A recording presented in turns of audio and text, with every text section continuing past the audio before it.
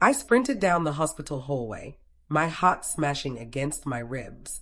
Someone had just called me and said my daughter was in critical condition. But the moment I reached her room, a doctor grabbed my arm and whispered, "Don't go inside. That's not your daughter." I froze. I wish I could tell you I understood what he meant. I wish I could tell you I stayed calm. But I didn't. And I'm glad you're here. Because I need to tell someone what really happened that night. What I saw, what I felt, and what I discovered 10 minutes later that changed everything I thought I knew about my life and about my daughter. Let me slow down for just a moment so you understand where I was before everything cracked open. It was a cold Thursday night in Seattle. I had just finished a long day at the school where I worked as a counselor. I remember sitting in my office, still wearing my coat, staring at a stack of forms I didn't have the energy to read. My phone was on silent, buried under papers, and I was too tired to move. I had no idea my entire world was already starting to fall apart. My name is Karen Mitchell, and up until that night, I thought I understood life. I thought I understood how tragedy comes, slowly, with warning signs, with time to prepare. But real tragedy doesn't knock. It breaks the door. Around 7:12 p.m., I finally checked my phone. 10 missed calls, 2 voicemails, all from unknown. I don't answer unknown numbers. At least, I didn't, not until that night rewired something inside me. Another call came in. Same blocked number. Maybe it was instinct. Maybe it was fear. Maybe it was exhaustion. But this time, I answered. A man's voice spoke quickly, breathless. Is this Karen Mitchell? Your daughter, Emily. She's been in an accident. You need to come to Seattle General right now. My throat closed. What happened? Who is this? But he didn't respond. He just repeated the same 3 words before hanging up. Hurry, room 317. My key slipped twice before I managed to lock my office door. By the time I reached the parking lot, my hands were shaking so badly I dropped them again. I kept telling myself this was a mistake, a mix-up, a prank, a misunderstanding. Emily was responsible, careful, always alert. She was a nursing student. She worked at Seattle General part-time. She knew hospitals like the back of her hand. My daughter wasn't reckless. She wasn't careless. She wasn't supposed to end up the patient. But the closer I got to the hospital, the more those thin lies I told myself began cracking. When I walked into the ER, the world felt tilted. Too bright, too loud, too rushed. A nurse ran past me pushing a gurney. A security guard yelled for someone to get out of the hallway. A mother sobbed in a waiting chair. My body didn't feel like it was mine. It felt borrowed, like someone was piloting me from outside. I rushed to the front desk. I'm looking for Emily Mitchell. I was told she's here, room 317. The receptionist's eyes flicked from me to her screen, then back to me. Her expression shifted, subtly, but enough to be noticeable. Can you wait just a moment? No, I couldn't. But before I could protest, a tall male doctor appeared, almost as if he had been waiting for me. He had anxious eyes, a trembling jaw, hands that looked calm but weren't. Ms. Mitchell, he asked. Yes, I'm her mother. Where is she? What happened? Is she okay? He didn't answer, not right away. Instead, he motioned for me to follow him. And as I walked behind him through those cold white halls, time felt thick. Slow, heavier than fear should be. The fluorescent lights buzzed overhead. The metal carts clattered. People spoke in hushed tones. Every sound felt like a warning. The doctor walked briskly, but his breathing was uneven, like he was dreading something. We stopped outside room 317. My daughter's name wasn't on the door, just a code number, a status light flickering red. He took my arm gently, too gently, like someone comforting a grieving parent.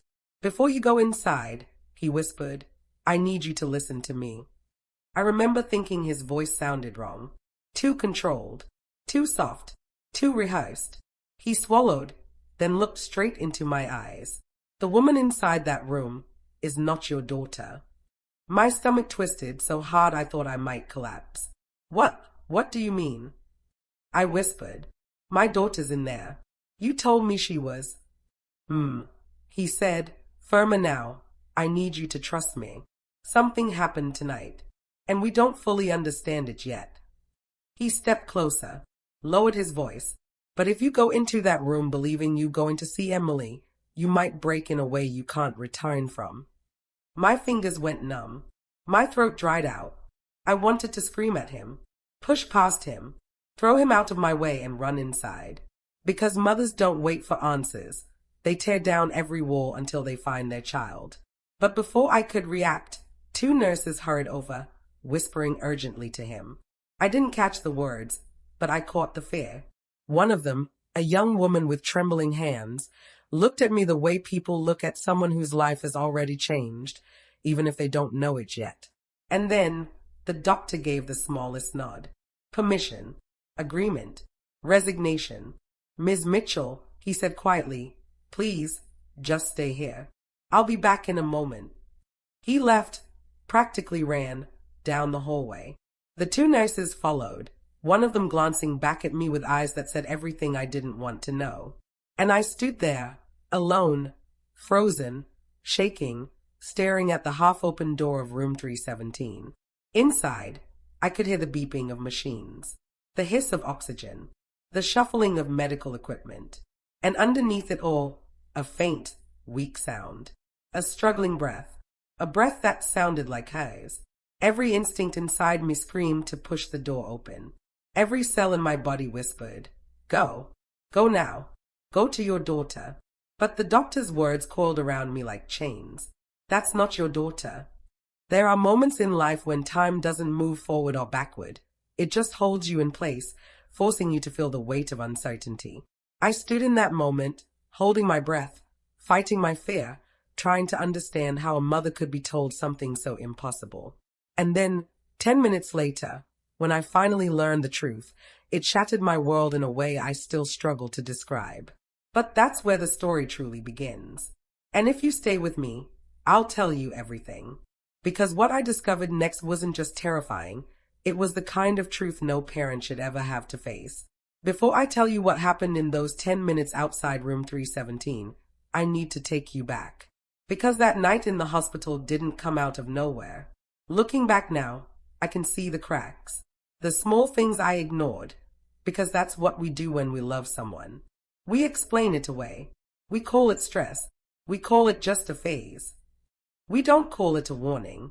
I lived, in a quiet neighborhood in North Seattle. One of those places with neat lawns, slow cars, and familiar faces. I'd been in that same 2-bedroom house for almost 20 years. Emily took her first steps in that living room. She learned to ride a bike on that cracked sidewalk outside. We planted a maple tree in the backyard the year she turned 7. By the time she moved into her early 20s, the house felt too big for just the 2 of us, but I still made too much food, still bought too much cereal, still washed too many blankets just in case she got cold. That's the thing about being a mother.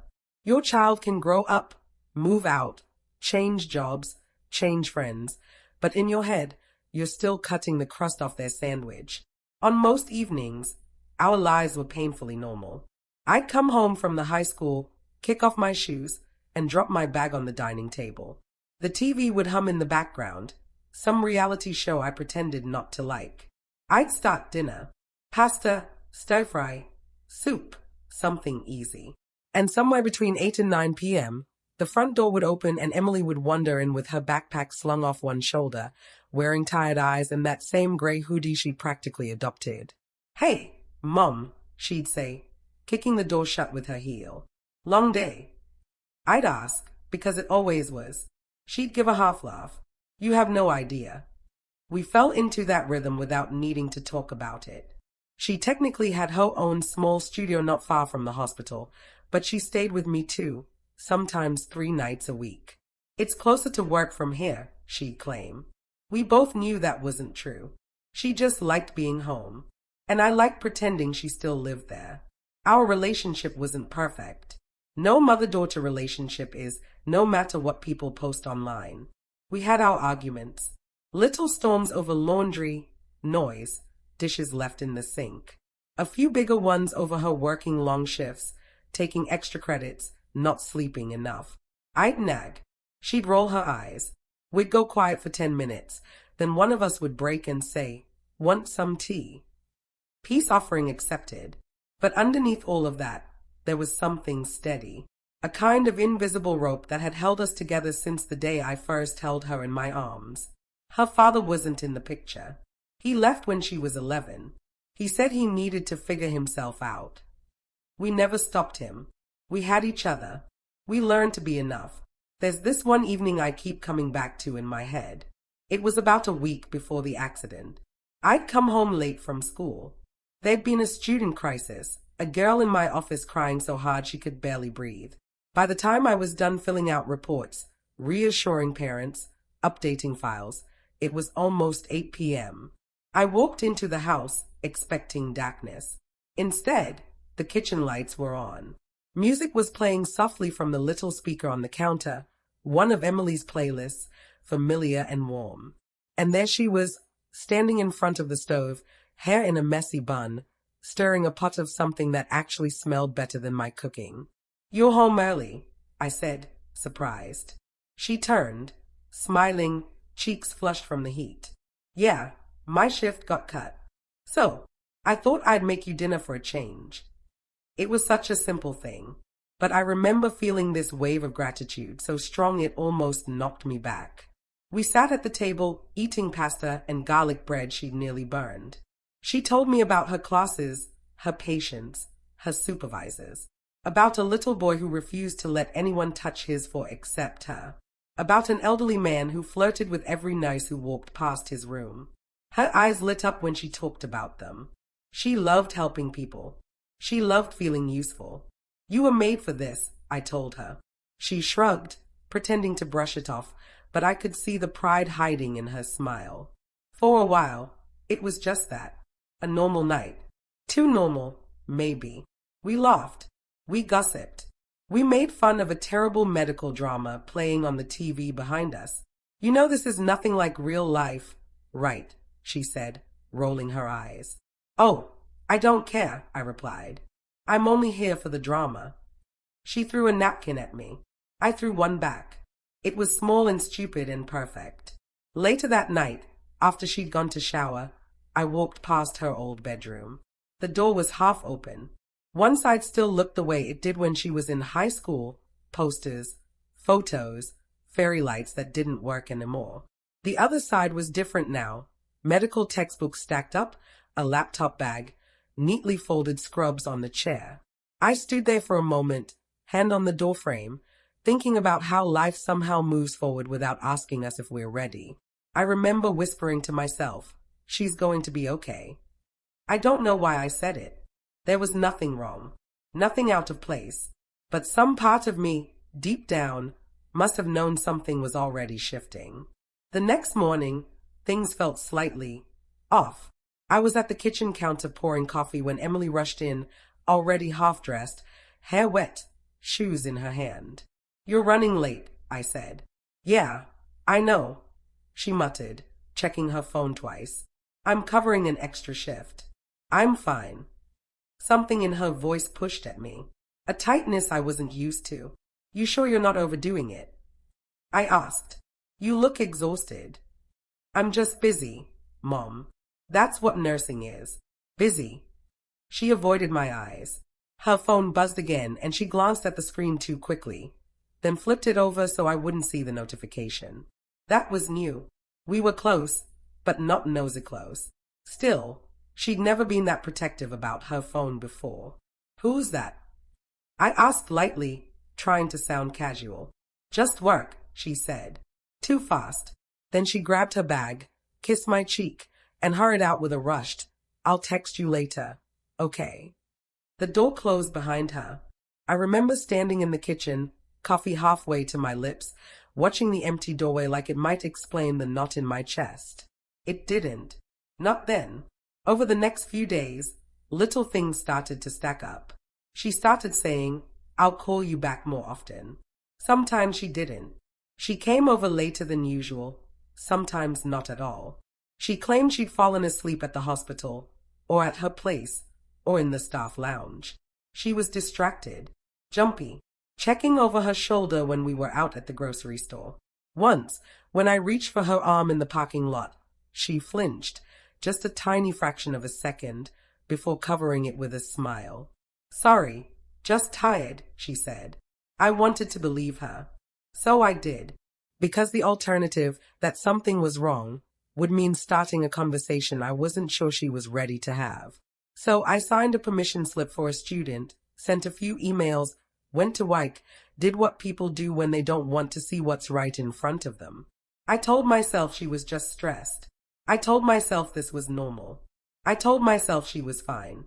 On the day of the accident, I remember texting her around 5:30 p.m. "How's your shift going?" She didn't answer. At 6:02, I sent another. "You coming by tonight?" Nothing.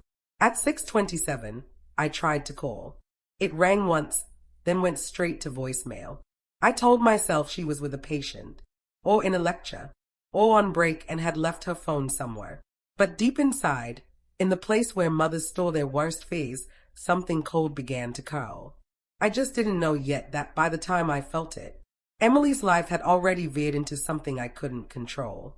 I didn't know that the next time someone said her name, it would be from a blocked number, and that the person lying in room 317 might not be her at all. I didn't walk into room 317 right away, not because I trusted the doctor, but because fear pinned me to the floor. You know that feeling you get when something is wrong, but your mind refuses to accept it? That strange pressure in your chest, like your body already knows something your brain hasn't caught up with? That was me, frozen in the hallway, staring at that half-open door like it was a cliff edge. The sounds from inside were faint, the rhythmic beeping, the soft hum of machines, and the slow, painful breaths of a woman fighting to stay alive. I kept telling myself, that's Emily. I would know my daughter's breathing anywhere. But then another voice, quieter but sharper, whispered back, if it's her, why did the doctor say that? 5 minutes passed, then 7, then 8. Every second dragged like a weight behind my ribs. I couldn't take the suspense anymore. I stepped closer to the door, just enough to see the edge of the bed through the small window. A shape, a leg, a white hospital blanket.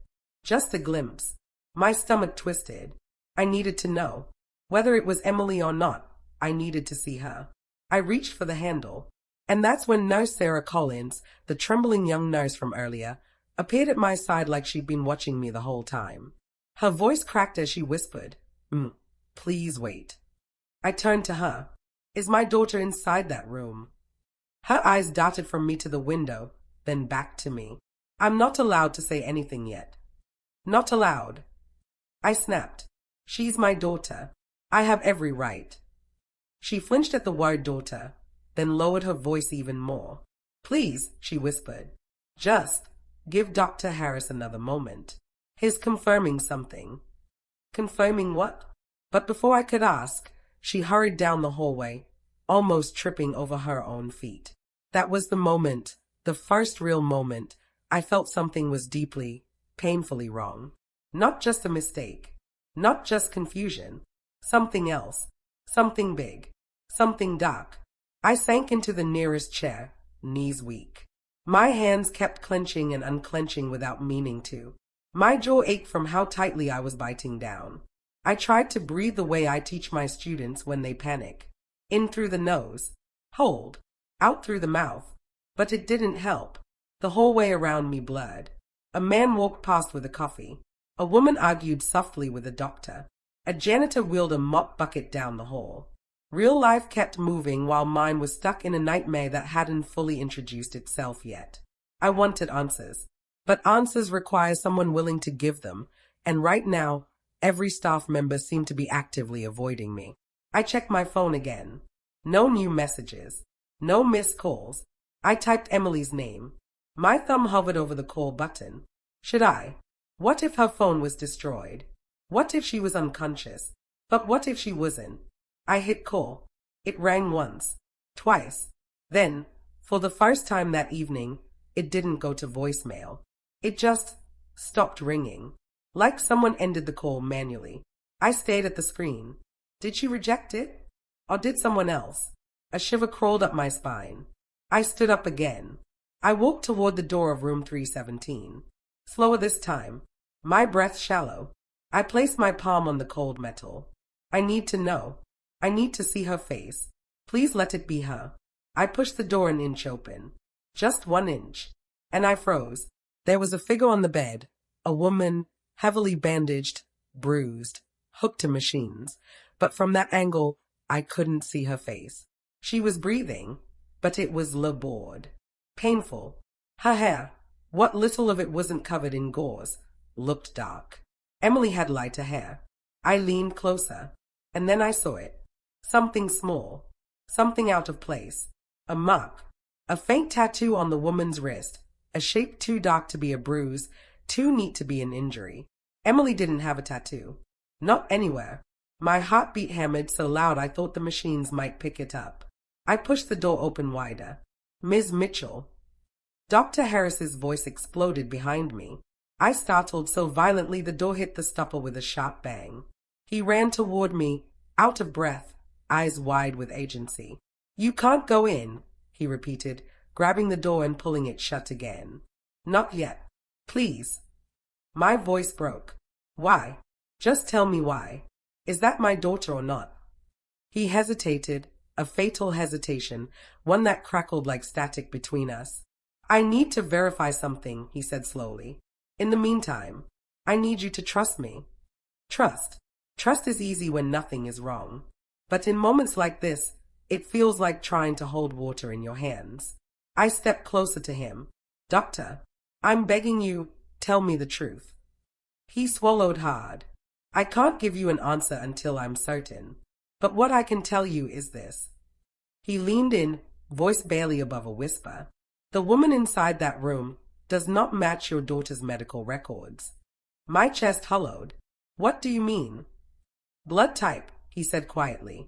Emily Mitchell's file says she's O positive. I nodded quickly. Yes, she is. The woman in that bed is AB negative. My breath stopped. That's impossible. He shook his head. I wish it were. I felt like the floor tilted. Like gravity changed direction. Blood type is absolute. You don't confuse O positive with AB negative. They are two different. So how could they think the person inside was Emily? Unless the identity they received was incorrect. Unless someone wanted them to think it was her. Unless something was being hidden. You're sure? I whispered. Positive, he said. And that tattoo. Emily doesn't have one, correct? My legs almost gave out. No, I whispered. She doesn't. He exhaled sharply, running a hand over his face. Then you understand why I stopped you. I stayed through the small window in the door. The woman inside shifted slightly, wincing in pain. She was alive, but she wasn't mine. And if she wasn't Emily, then where the hell was my daughter? Just then, Detective Oliver Grant arrived. You know how some people enter a room quietly? Soft footsteps, calm presence. Detective Grant wasn't like that. He walked down the hallway like the building owed him answers, broad shoulders, tired eyes, badge clipped to his belt. A man who'd seen too much and trusted too little. Ms. Mitchell, he said, offering a polite but tense nod. I'm Detective Grant. We need to talk. My mouth was dry. I want to see my daughter. That's the thing, he replied. I'm not sure that's who was brought in. Cold swirled through my stomach. What do you mean? He sighed, glancing at Dr. Harris. You called in about a patient identified as Emily Mitchell, he said slowly. But the paramedic who made the call is missing. Missing? My voice cracked. How does a paramedic go missing? That's what we're trying to figure out. He held out a phone, cracked, blood on the edges. This was found at the scene, he said. About a mile from the hospital. The screen lit up. It was Emily's phone. A fresh wave of nausea washed over me. What happened to her? I whispered. Where is she? The detective didn't answer. His silence was louder than anything he could have said. Instead, he asked, Ms. Mitchell, Did your daughter seem worried in the days before this? Upset? Secretive? Did she mention anyone new in her life? I hesitated. She did. She'd been acting strange. But saying it out loud felt like admitting something terrible. I don't know, I muttered. She was stressed. She's a nurse. They are all stressed. Detective Grant looked at me the way people look at glass before it breaks. He said gently. We have reason to believe that whoever the woman in that room is, she wasn't the intended victim. I stared at him. The world narrowed to a pinpoint. What are you saying? I whispered. He took a breath, chose his words carefully. We think someone else was supposed to be in that ambulance. He held out Emily's phone again. And that someone might be your daughter. Something deep inside me split open. A face, cold fear unlike anything I'd ever felt. Not the fear of loss. Not the fear of pain. No, the fear of the unknown. The fear that comes when you realize your child was involved in something bigger, darker, and more dangerous than you ever imagined. A fear that whispers, this wasn't an accident. And that's the moment, the exact moment, I understood something terrible. Room 317 wasn't the beginning. It was the cover-up. And Emily wasn't missing. She was taken. Because this was the moment I stopped telling myself it was all a misunderstanding and started realizing something terrible. Someone had gone after my daughter. And the hospital wasn't the only place hiding the truth. Detective Grant didn't waste time. Ms. Mitchell, I need you to come with me, he said. We're going to the accident site. I didn't argue. I didn't ask for permission. I didn't tell anyone where I was going. I just followed him through the automatic sliding doors, out into the cold Seattle night, my mind replaying everything I'd ignored the past week. Her distraction, her fear, her late-night shifts, her unanswered texts, her sudden secrecy, all the small signs I smoothed over, because that's easier than believing your child might be in danger. He opened the back door of his unmarked police SUV. Get in. I climbed inside and shut the door. It smelled like coffee, old paperwork, and rain. He drove in silence for a while, the city lights blurring past the windows. Every minute felt like a countdown. When he finally spoke, it wasn't what I expected. Ms. Mitchell, do you know if Emily had enemies? The question hit me like a slap. Enemies? I repeated. She's a nursing student. She helps sick people. What kind of enemies would she have? He didn't look at me. Sometimes the cleanest lives have the darkest shadows behind them. What does that even mean? He exhaled through his nose, tired. It means, he said, people get caught up in things that don't match their personality. Things they didn't want you to know. My pulse thudded. You think my daughter was involved in something? I think, he said carefully, there are parts of her life you may not have seen. I bristled at that, but a small part of me, the part that still remembered her flinching when I touched her arm, whispered. He might be right. We reached the accident site 20 minutes later. At first glance, it didn't look like a crime scene. Just an empty stretch of road near the waterfront, damp with rain, dim streetlights casting yellow halos on the pavement. But then I saw the markings. White chalk, small numbered flags, a streak of dried blood glistening dark near the curb. My knees weakened. Emily, I whispered. Detective Grant stood behind me, hands in his coat pockets. The ambulance was found here, he said. Found? I repeated. What do you mean found? Wasn't it responding to an emergency? He shook his head slowly. No, that's the thing. There was no emergency call logged. No request for pickup. No patient listed. I turned toward him, disbelief burning in my voice. So the ambulance wasn't responding to anyone? It just, what? Showed up here on its own. It appears so. That makes no sense. Exactly, he said. That's why we're investigating. He pointed to a circular indentation in the wet grass beside the road. See that? That's where the ambulance was parked. Fresh tire marks. But here's the strange part. He walked a few steps forward and gestured at the road. There are two different sets of footprints leading away. One running, one dragging. A chill raced up my spine. Dragging? I whispered. As in, someone being forced. Possibly, he said. We're analyzing the tool marks. There was a struggle here. My breath caught.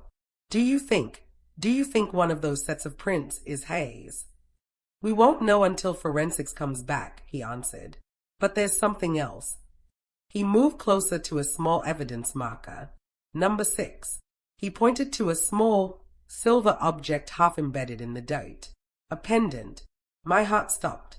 I recognized it instantly. It was Emily's. The dainty silver moon charm I gave her on her 18th birthday. She wore it every day. She never took it off. Not once. My hand shook violently as I knelt down, fingers hovering just above it. Is this his? He asked gently. I nodded. Yes, I whispered. It's Hayes. He signaled an officer to bag it as evidence. When the officer lifted it, I noticed something I hadn't seen before. It was snapped, broken clean down the chain, like it had been ripped off. I covered my mouth. Oh God, Emily. Detective Grant's voice softened. I'm afraid there's more. He walked a few feet away to another evidence marker. Number 9. And there, in a small puddle, was a bright red patch of dried blood. DNA will confirm, he said quietly. But we believe this is your daughter's.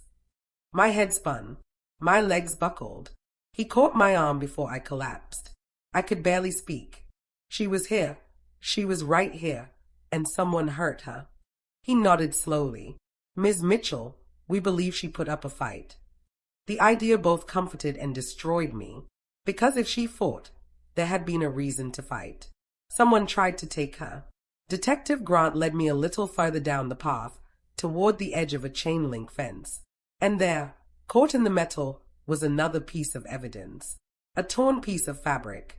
Dark green. Stretched and twisted like someone had pulled against it violently. That's not from her scrubs, I said quickly. They're navy blue. She never wears green. I know, he replied. This likely belonged to someone else. He paused. Someone who grabbed her. My heartbeat thundered in my ears. Do you have any idea who? I whispered. He hesitated for a long moment. Then he said something that made the air vanish from my lungs. We think the paramedic who called you may have been involved. My mouth fell open. What? Why would a paramedic? He's not an official paramedic, Grant interrupted. What? He nodded.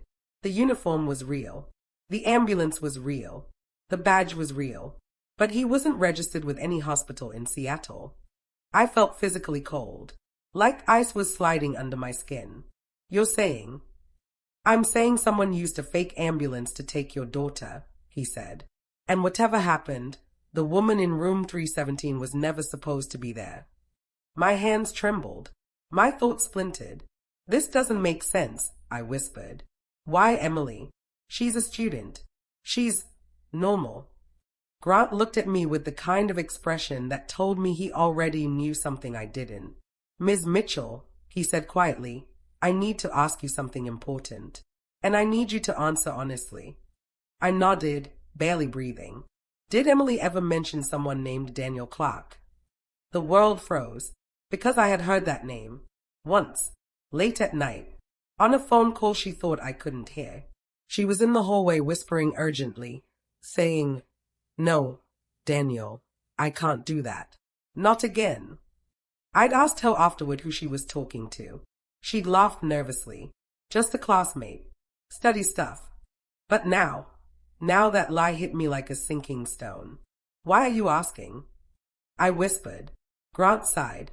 Because surveillance footage from 3 nights ago shows Emily meeting a man in a dark green jacket, the same color as the fabric caught on that fence. My chest tightened. Who is he? I asked. Grant held my gaze. A man who's been showing up in hospital hallways tonight. A beat of silence. Then, Ms. Mitchell, that man may have been watching her, and he may be looking for her still. I covered my mouth as the truth slammed into me like a blow. Emily wasn't just missing. She was hunted. And then the moment that broke the last piece of denial inside me. Grant lifted a small plastic evidence bag. Inside was a phone. Not Emily's. A different one. Cheap. Burner style. Cracked screen. This was found 50 yards from the scene, he said. He handed it to me. It was still recording when we recovered it. My breath caught. Recording? I pressed play. Static. Wind. A scuffle. A woman screaming. Not in terror. In defiance. No. Let go of me. Help. Emily. Run. Static again. Then silence. My hand trembled uncontrollably. I met the detective's eyes. That wasn't my daughter, I whispered. No, he said softly. It wasn't. I swallowed hard. It was the woman in room 317. Yes. And she was yelling. My voice broke. She was yelling for Emily. Grant nodded grimly, because Emily was there, and she was trying to save her. My heart cracked open. My daughter wasn't a victim. She was a witness, a target, a threat, and now she was gone. Grief is loud. Terror is louder. But there's one thing even stronger than both. A mother who finally understands she can't rely on anyone else to save her child. That was the moment everything inside me shifted. Like someone blew out a candle and lit a torch in its place. I wasn't going to sit in a hospital waiting room. I wasn't going to wait for polite updates or committee-approved answers. I wasn't going to be reassured, redirected, or told to stay calm. My daughter was out there, afraid, alone, possibly hurt. No one, not the hospital, not the police, not even fate, was going to keep me from finding her. I promised myself right then.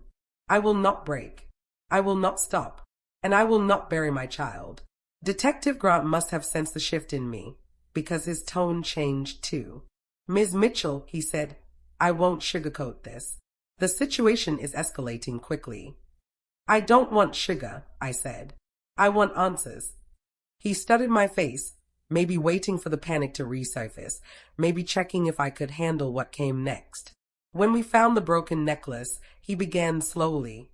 It told us Emily fought back. Hard. People don't usually rip their own jewelry off. I nodded. My mind went back to the tiny moon pendant, the one she adored. She wouldn't have taken it off willingly, I whispered. No, he said. And that tells me she wasn't just snatched. She resisted, enough to tear the chain. He paused. That means she saw her attacker. Up close, long enough to know it wasn't someone random. My stomach knotted. So you think, I began carefully, she knew him? He didn't answer directly. Instead, we believe the man seen with her earlier, Daniel Clark, is involved. Possibly the target. Possibly the law. Possibly something else. Something else. The phrase stuck to my ribs like a hook. What kind of something else? I demanded. Grant looked at the torn piece of green fabric again, then at the chalk markings. There's a pattern emerging, he said, and it's not one I like. We walked slowly toward the edge of the site where a makeshift barrier cordoned off the rest of the path. You should see this, Grant murmured. Another officer lifted the tape, and we ducked underneath it. There, half hidden behind a dumpster, was an overturned medical bag, the kind paramedics use. It was ripped open, contents spilled everywhere. Bandages, syringes, vials, a broken oxygen mask, a pair of latex gloves. But something stood out among the debris. A folded piece of paper, damp, crinkled, partially torn. I reached for it, but the detective held up a hand. It's evidence, he warned. I don't care, I snapped. Let me see. He hesitated, then unfolded it carefully, revealing a printed document. Water-stained, but readable. It was a medical chart, a patient log, not for the woman in room 317. Not for Emily, for someone else, a name I'd never seen. Patient, Alexis Ryder, female, 24. Grant spoke quietly. This is the name of the woman in room 317. My pulse stuttered. Alexis, the girl who'd screamed for Emily in the audio recording. The girl who was now fighting for her life in a hospital bed. The girl who had been mistaken for my daughter. Why do they have her record out here? I whispered. Grant shook his head. They didn't lose it. They dropped it. In a struggle. He pointed to dark smear on the page. Blood. This likely came from whoever grabbed her, he said. And whatever this is, it's connected to your daughter. The wind shifted. Cold. Sharp. Carrying the faint smell of wet asphalt and salt. Something about this spot, this dump area, it felt wrong. Not like a place where an ambulance would accidentally park. This was isolated. Hidden. Perfect for a snatch and grab. My voice was barely a whisper. You think Emily tried to save her? Grant nodded. We think Emily got between the attacker and Alexis, and she may have been taken because of it. Because of it. Because she was brave. Because she cared too much. Because she couldn't walk away from someone in danger. That was my daughter. Stubborn. Fearless. Compassionate to a fault. The kind of person who stepped into storms instead of running from them. The kind of person who would throw herself in front of danger if it meant protecting someone weaker. The kind of person who paid the price for that courage. We walked back to the SUV together, Grant lost in thought, me lost in a growing storm of resolve. When we reached the vehicle, he turned to me. I'm taking you back to the hospital, he said. No, I said immediately. I'm not sitting in a waiting room while you search for her. I want to help. He frowned. This isn't a movie, Ms. Mitchell. It's dangerous. I don't care. He tried logic, reason, protocol. None of it mattered. My daughter is out there, I said, voice trembling with intensity. And if you think for 1 second I'm going to sit quietly while you handle it, you don't know me at all. Grant let out a slow breath. You're determined, he murmured. I'm a mother, I corrected. He studied me for several seconds. Then finally, he relented. There might be something you can do, he said quietly. But if you come with me, you follow every instruction. No exceptions. I will. Then get in. We drove back to the hospital, not to wait, but to investigate. Because that's where Alexis lay. The girl in room 317. The girl who knew something, and maybe saw something. When we entered the building, the atmosphere had changed. The staff seemed tense. More officers lingered in the hallways. Doors were being checked twice. Security guards walked with faster steps. What's happening? I asked. Grant's jaw tightened. It seems someone's been trying to get close to Alexis. My breath hitched. Who? We don't know yet. But security caught a man on camera walking up the stairwell toward her room half an hour ago. When officers arrived, he was gone. I felt sick. Do you have a picture? Not a clear one. Can I see it anyway? He hesitated, then nodded. We stepped into an empty staff hallway where a small monitor was set up. He pressed play. The footage was grainy, black and white, the stairwell dimly lit. A man stepped into frame, wearing a dark jacket. Head down, hood up. He moved slowly, deliberately, like he didn't want to be seen. Something about his posture, his height, the calculated way he held himself. My stomach churned. Is that? I began. We think so, Grant said. Daniel Clark. The name felt like a bruise. This is the man seen with Emily in the surveillance footage earlier, Grant continued. And he was walking toward the trauma ward. My heart raced. He's looking for Alexis. Or he's looking for whoever gets in his way, the detective replied. And that includes my daughter, I whispered. Yes. I stayed at the screen again. At the hooded figure. At the way he paused halfway up the stairs, tilting his head as if listening for something. Every instinct I had screamed that this man was dangerous. Not random. Not opportunistic. Focused. Determined. And somehow tied to whatever secret Emily had been carrying the past week. I turned to Grant, voice steady despite the storm inside me. What do you need me to do? He didn't answer at first.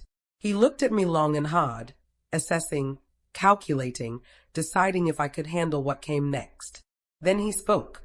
We need to talk to Alexis, he said. She's the only living witness we have. I felt a pulse of purpose. Then let's go. He shook his head. It's not that simple. She's conscious, but barely. And she hasn't spoken to anyone. She might be scared. She might not trust us. He paused. But she might trust you. That surprised me. Me. Why me? Because, he said quietly, she was screaming your daughter's name. And sometimes the only voice a survivor responds to is someone connected to the person who risked their life for them. A tight breath escaped me. So you want me to talk to her? Yes. For answers. Grant hesitated. No, he said. For the truth. We walked toward room 317 together. Past nurses whispering. Past officers checking ID badges. Past the memory of that first moment when I thought my daughter was inside. Everything felt different now. Sharper. Purposeful. When we reached the door, Grant stopped. Before we go in, he said quietly, there's something you should know. What is it? He met my eyes with a look that told me this was the pivot, the moment everything after would change the course of the search. Alexis wasn't alone when she was attacked, he said. She kept repeating the same word when she woke up. Which word? He exhaled. Warning. A chill spread through my spine. Warning who? I whispered. Emily, he said. She was trying to warn your daughter about something. Something serious. The A around me tightened like a fist. What was she warning her about? And that was the question we were walking into room 317 to answer. Because whatever Alexis told us now would change the entire direction of the investigation. This wasn't random anymore. This was targeted. This was deliberate. This was personal. And I was ready for it. Because I wasn't the same woman who walked into this hospital tonight. I wasn't a panicked mother anymore. I was a hunter. And I was coming for whoever took my daughter. The hallway outside room 317 felt tighter than before. Colder. Quieter. Like the hospital itself was holding its breath. Detective Grant motioned for 2 officers to guard the door. Then he turned to me. Stay behind me. Don't rush her. Speak slowly. She's fragile. I understand. But inside, I was anything but calm. My heart was slamming against my ribs. My fingertips buzzed.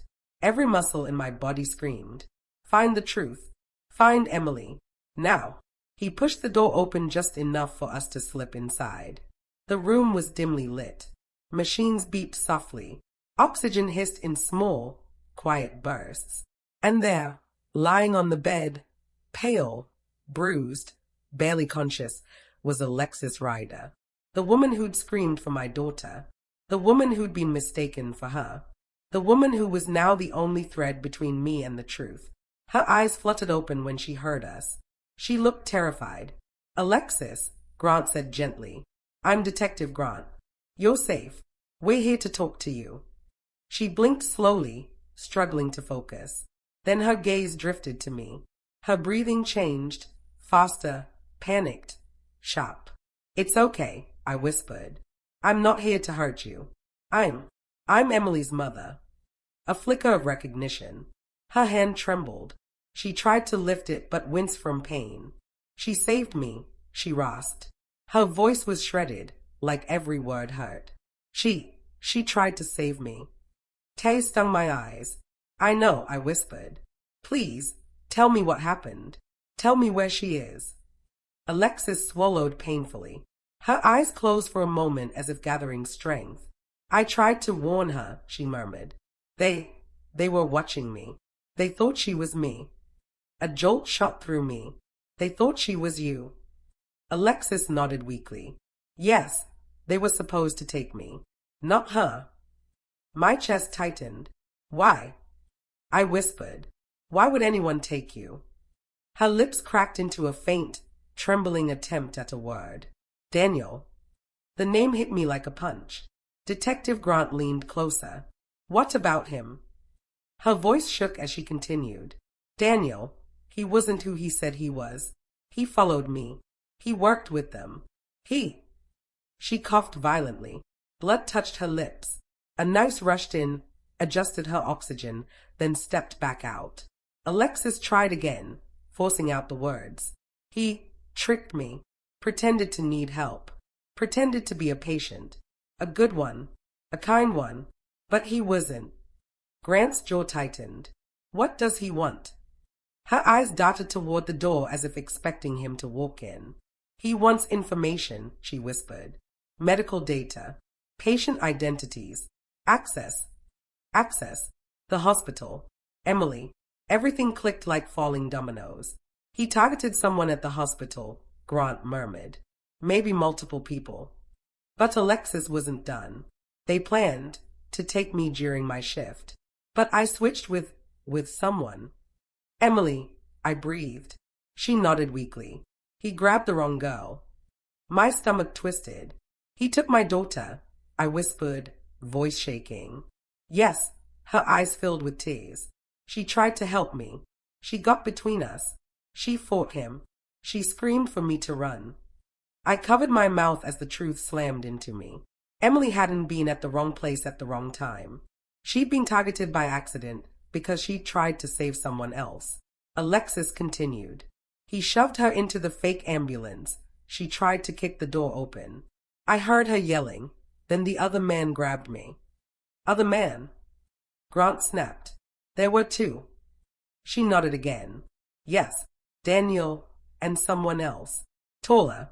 Stronger. I didn't see his face. He wore a mask. The room felt smaller. Tighter. My hands were shaking uncontrollably now. Grant's voice hardened. Where did they take her? Did you hear anything? A name? A street? Anything? Alexis shuddered. She yelled your name, she whispered. She was calling for her mom. That broke me. I nearly collapsed. But then, Alexis's breathing hitched. She tensed. Her eyes widened with pure terror. No, she gasped. His here. Grant spun around. Who? Alexis pointed toward the window. Weak, shaking, but certain. He's here, she whispered. Daniel, he's in the hospital. The blood in my veins turned to ice. Grant immediately signaled the officers outside. Lock this floor down. Nobody in or out. One officer ran. The other reached for his radio, but he didn't even get a word out, because the lights flickered. Once, twice, then the whole hallway went dark. My heart stopped. A blackout. In a hospital. This wasn't an accident. This was a move. A tactic. A warning. Alexis whimpered. No. No. He came to finish it. He came to finish me. Grant drew his gun. Stay behind me, he ordered. My body shook violently, but I didn't move. I couldn't, because in the darkness, footsteps echoed in the hallway. Slow, steady, deliberate, not running, not panicked. A predator's steps. The officers shouted commands. Stop! Hands up! But the footsteps didn't stop. A shadow moved across the small window in Alexis's door. Not a blur, not a flash, a full silhouette. Tall, broad, head tilted slightly, as if listening, as if choosing. Grant stepped in front of me. Don't move, he yelled toward the door. But the silhouette didn't move, didn't flinch, didn't fear him. Whoever was out there came for Alexis, or for me, or for answers. My breath came out in shuddering gasps. Everything inside me screamed. This is the man who took Emily. This is the man who hurt her. This is the man who is keeping her from me. The shadow finally shifted. Then the sound came. A single metallic click. A lock being cut. Grant lunged toward the door. But before he reached it, a body slammed into it from outside. The entire room shook. Alexis screamed. I grabbed the bed rail to keep myself from falling. Grant barked into his radio. We need backup on third floor. Now. Another slam hit the door. Harder. The hinges groaned. A third slam. The glass panel cracked. Alexis cried out, clutching her chest. I rushed to her. It's okay, Alexis. It's okay. Stay with me. But she was shaking violently. He wants me. He wants me. He wants to kill me. No, I said fiercely. No one is touching you. Another slam. The top hinge tore loose. Alarm klaxons blared through the building. Code Silver, active assailant, lockdown initiated. The loudspeaker repeated it. Over and over. A nightmare chorus. Grant raised his gun, stance solid. Get down, he yelled. The final slam cracked the entire frame. And then, a hand reached through the broken glass. Big, pale, veins bulging. The hand unlocked the door from the inside. The door swung open, and a masked man charged into the room. Everything exploded at once. Grant fired. The bullet grazed the man's shoulder. He barely flinched. He lunged toward the bed, toward Alexis, toward the only witness who could expose him, toward the only person who knew where Emily was taken. No! I screamed. I didn't think. I didn't calculate. I didn't hesitate. I grabbed the nearest object, the metal four-pole, and swung it as hard as I could. It cracked against his arm. He snarled beneath the mask. He turned toward me, and that's when I saw it. A small detail, barely visible, but unmistakable. The tattoo. The same tattoo I saw on the wrist of the fake paramedic. This was him. The one who dragged my daughter. The one who tore off her necklace. The one whose footprints were in the dirt. The one she fought with every last ounce of strength. The man who stole her from me. He reached for me, but Grant tackled him from the side. They fought violently. Fists, elbows, knees. The bed rattled. Equipment crashed to the floor. The man was strong, stronger than he looked. He threw Grant off like he weighed nothing. He lunged for Alexis again. She screamed. I threw myself between them. He backhanded me. Everything blurred. Pain exploded across my face. I hit the ground. Hard. But even through the ringing in my ears, I heard it. A voice. Faint. Weak. But clear enough to shatter me. Help. Alexis wasn't speaking. The voice came from the small speaker on her bedside monitor. An open line. A radio channel. A voice I knew with every cell in my body. A voice I'd die for. A voice I'd recognize through fire. Mom, help me. Emily. She was alive. She was calling for me. And someone was still holding her. Someone who had just sent a message during the attack. This wasn't a rescue mission anymore. It was a countdown. The masked man heard the voice too. He froze. Then he whispered through the mask. She shouldn't have fought. Then he ran. Grant tried to chase him, but the man vanished down the hallway as alarms blared and security flooded the floor. He escaped, but he left something behind. Something more valuable than a fingerprint. More important than DNA. More urgent than any clue so far. He left a message. A warning. A timeline. My daughter was alive. She was scared. And she needed me. And I was going to find her. Even if I had to tear this city apart. The moment that voice came through the speaker, that fragile, terrified whisper of Mom, help me, something inside me cracked open. Not in a breaking way. In a waking way. Like the part of me that had been drowning in fear finally rose to the surface, breathing fire instead of panic. Emily was alive. Alive. And that single truth hit harder than any blow the masked man gave me. I pushed myself off the cold floor, ignoring the throbbing pain in my cheek. Grant rushed to my side, checking my pulse, asking if I could stand. But all I could say was, play it again. He frowned. Karen, play it. I snapped, voice trembling. He rewound the short audio clip recorded by the open channel on the bedside monitor. Static. A soft hiss. Then, a faint, broken voice. Mom, help me. I covered my mouth.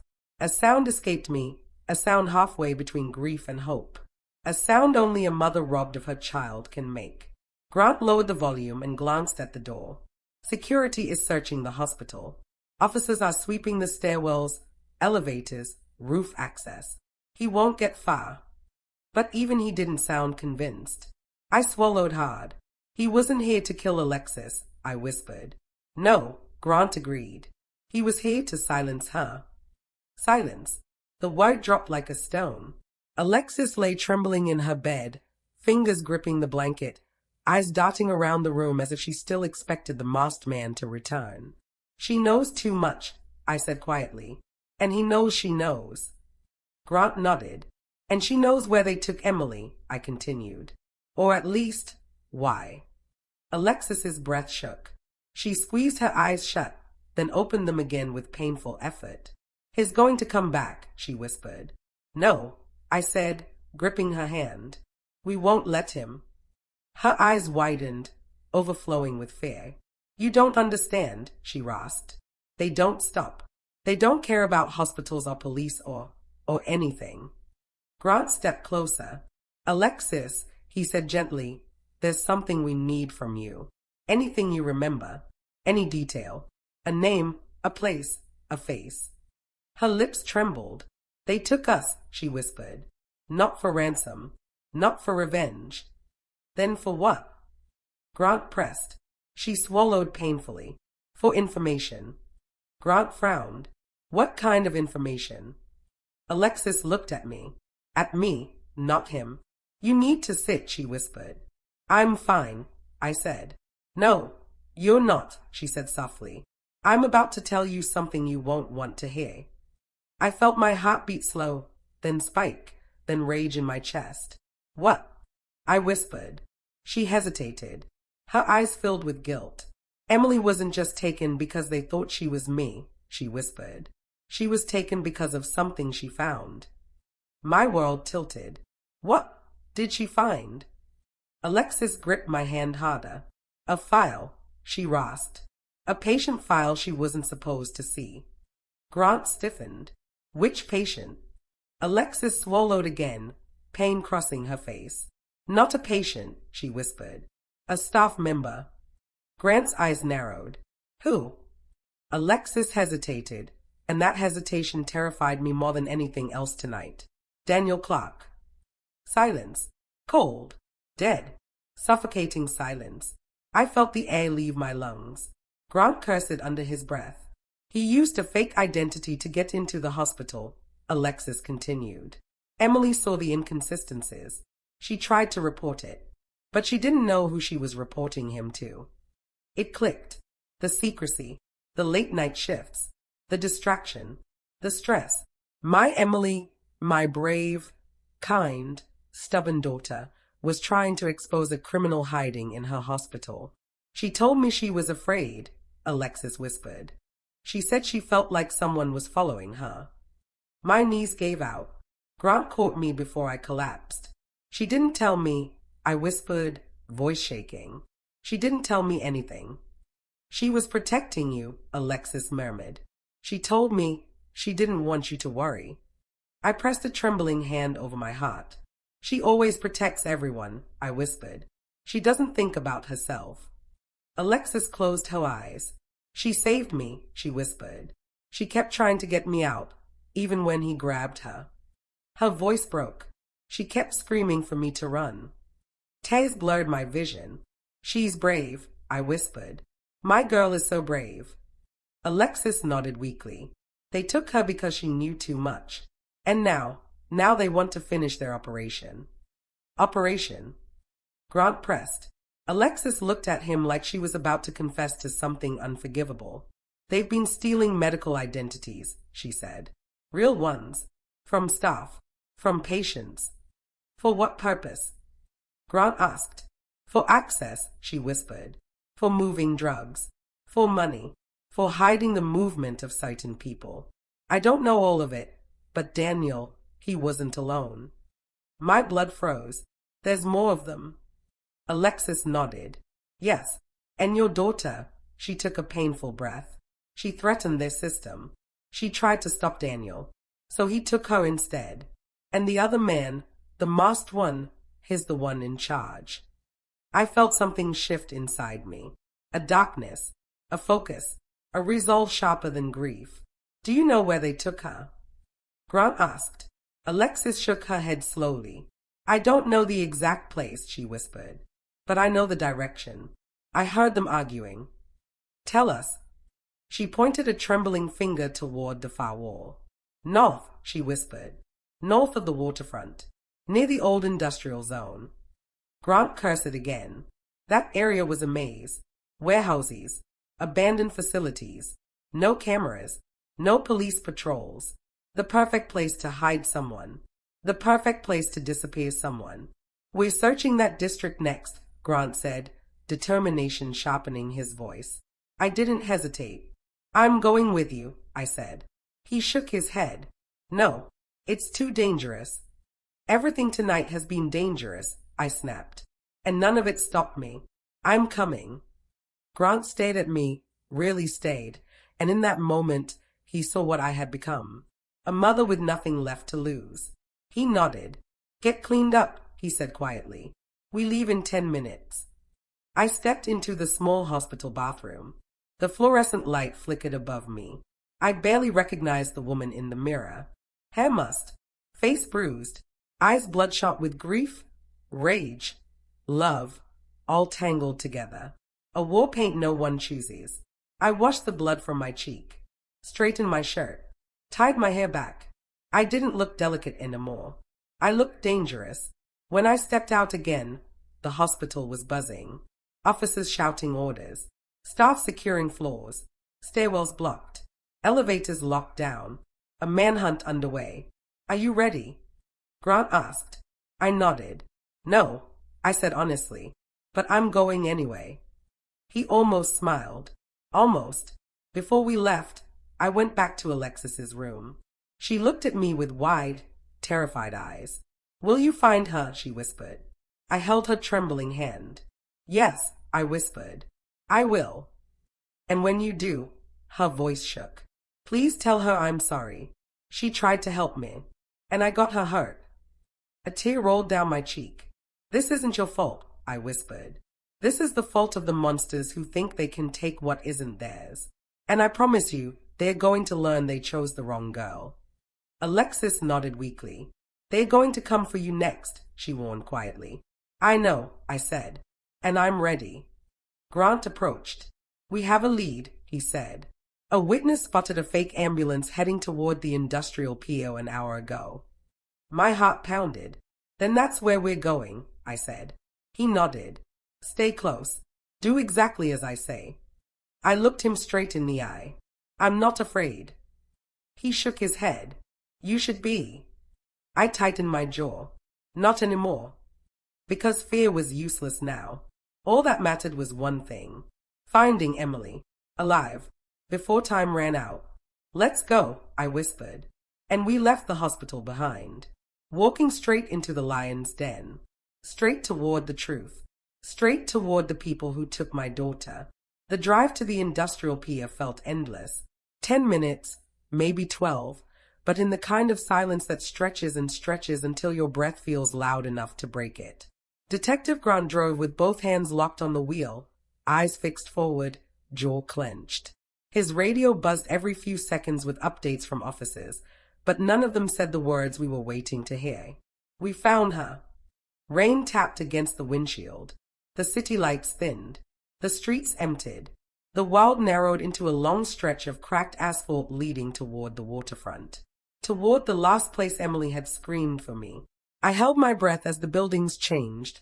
Glass towers collapsing into rusted steel, coffee shops replaced by abandoned warehouses, street lamps flickering like they were afraid to stay alive in this part of town. This area is barely patrolled, Grant said quietly. Perfect for hiding people. My stomach twisted. Or hurting them. He didn't deny it. He slowed the car near a row of old shipping containers. Then he pointed. There. A white vehicle sat half-hidden behind a stack of crates. An ambulance. But not a real one. Something about it looked wrong. The logo was crooked. The license plate didn't match the registry. The left rear door was dented, kicked from the inside. My daughter's doing. Grant unholstered his gun and spoke into his radio. Unit 4 at location. Need backup, quiet entrance. Possible suspects inside. Static. Confirmation. He turned to me. Stay behind me, he repeated. I will, I whispered. But we both knew, if I saw Emily, nothing in the world would keep me from running to her. We approached silently. Every step on the wet ground echoed like a heartbeat. The ambulance door was slightly open. A thin strip of darkness waited inside. Grant pushed it wider. The interior was trashed. A stretcher overturned. Medical gloves scattered. A broken syringe rolling back and forth with every gust of wind. And on the floor, a piece of cloth. Blue. A scrap of nursing scrubs. I knelt, shaking, and picked it up. Emily, I whispered. It was hers. I knew the fabric. The shade. the small tear at the seam she always meant to fix. Grant knelt beside me. They moved her recently, he said. Not long ago. How do you know? He pointed to the tire marks leading away. Fresh, wet, still glistening. They switched vehicles, he said. Clean getaway. My throat tightened. So we missed them. Not yet. He stood suddenly, eyes narrowing at a nearby warehouse. A faint light flickered inside, barely visible through a cracked window. He spoke into his radio again. Unit 4. Possible suspect location. Approaching foot entrance. I swallowed hard. You think she's in there? His expression darkened. I think something is. We reached the warehouse entrance, a heavy metal door slightly ajar, swaying with the wind. Inside, the air smelled of dust, rust, and stale chemicals. Grant stepped in first. I followed, each breath slow and deliberate. The place was enormous, wide open space, echoing emptiness, shadows everywhere. But something felt wrong. Too quiet, too still. Grant whispered, "Stay close," and moved deeper. My pulse hammered in my ears. With every step, the fear built, not fear of the dark or of being hurt, but fear of being too late. We turned a corner around a row of old machinery, and then I heard it. A sound so small, so faint, so fragile, it nearly brought me to my knees. A whimper, a girl's whimper. Emily! I breathed. Grant raised a hand, not to silence me, but to warn me. We followed the sound to a small office in the back of the warehouse. The door was closed. Then, a scream. Sharp, raw, terrified. Mom! My heart exploded. That was her. That was my daughter. Alive, terrified, calling for me. I ran. Grant tried to catch me, but nothing could have stopped me. Not 1,000 locked doors. Not a wall of concrete. Not even fear itself. I reached the office door and slammed my shoulder into it with everything I had. It flew open, and there she was, Emily, tied to a chair, duct tape across her wrists, bruises on her cheeks, hair messy, eyes wild with fear and exhaustion. But alive, alive, alive. She gasped when she saw me. Mom! I fell to my knees beside her, ripping the tape off her wrists with shaking hands. It's okay, baby, I whispered, sobbing. I'm here. I'm here. I'm here. She collapsed into my arms, shaking violently. She smelled like dust and fear and sweat and pain. But she felt warm, real, alive. She clutched me back like she would never let go. Mom, she cried. I thought, he said. You're safe now, I whispered. I've got you. I've got you. Grant stood guard by the door, gun raised. Karen, he said sharply, we're not alone. And he was right, because behind us, from the shadows, the masked man stepped into the doorway. The same man who attacked the hospital, who kidnapped Emily, who tried to kill Alexis. He raised something in his hand. A knife. Emily screamed. I turned, putting myself between him and my child. Grant fired. The bullet struck the man in the shoulder. He staggered but didn't fall. Another shot. This time he lunged, not at Grant. At me. I shoved Emily behind the desk, screaming her name. The man swung the knife. I ducked, felt the blade slice the air above my head. Grant tackled him again. They slammed into a metal cabinet. The knife clattered to the floor. The man roared, shoving Grant off with impossible strength. But before he could move, a siren blared outside. Police, dozens of them, flooding the building. The masked man realized he was surrounded. He bolted toward the back door. Grant leapt after him, yelling into his radio. Suspect fleeing west exit. Block him. Now. Officers stormed the warehouse in seconds. Shouts. Footsteps. Orders. I held Emily tighter as the chaos swarmed around us. Mom, she whispered shakily. I didn't know. I didn't mean. He said he'd kill you.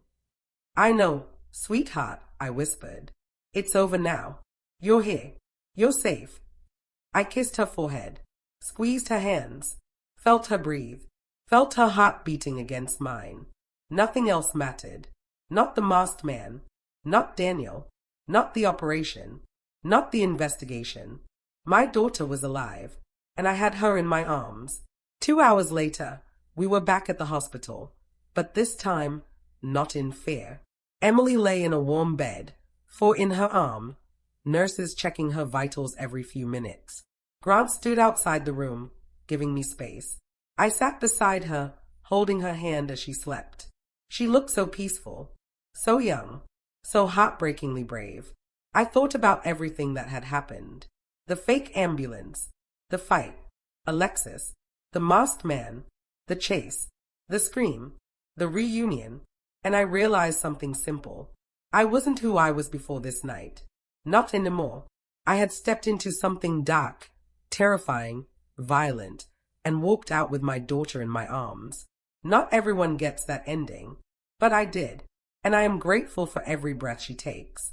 Later, Grant came into the room softly. "We caught him," he said. "He's in custody. Daniel too." Relief washed through me. "Will he talk?"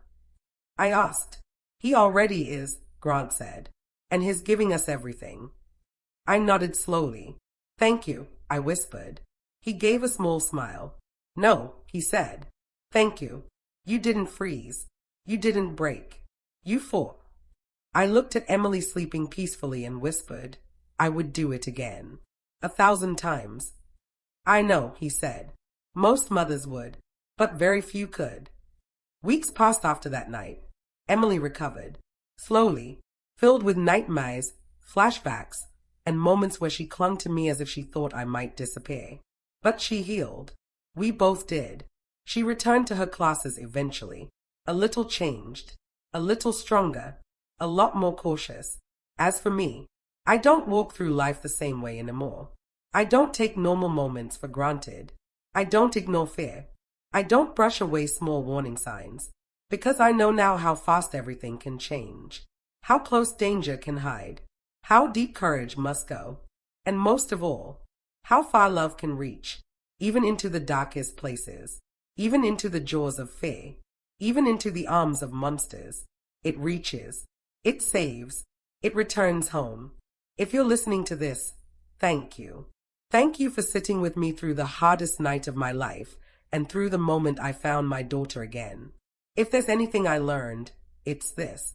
Fear breaks you only when you let it choose your next step. But love chooses for you, and it never chooses to give up. And now, as promised, did you like my story? Please like and subscribe and tell me in the comments where you're listening from. I want to know how far this story of mine travels. Because in the end, the story of a mother's love will always travel farther than fear ever could.